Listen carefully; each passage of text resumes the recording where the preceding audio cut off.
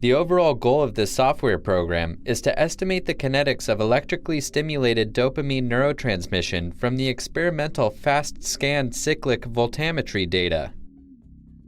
This method can facilitate study designs to help answer key questions about dopamine neurotransmission, such as how electrically evoked striatal dopamine neurotransmission is altered by both drugs and disease states. The main advantage of this software is that it provides a user-friendly platform to model experimental voltammetry data using a quantitative neurobiological framework.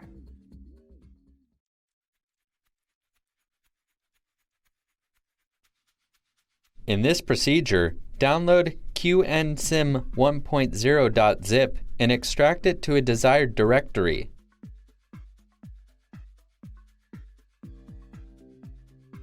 Next, prepare the stimulated dopamine response data for modeling by organizing a spreadsheet in which each column contains a temporal dopamine response converted to micromolar dopamine concentration, and save this file to the same directory as the program files. After that, open the programming software, navigate to the qnsim 1.0 directory in the current folder window, and open the file entitled initialization.m. Then, click Run to launch the initialization screen. To begin a new project, under the New Project section, type the name of the spreadsheet file that contains the dopamine response data for the project in the dopamine data file text box.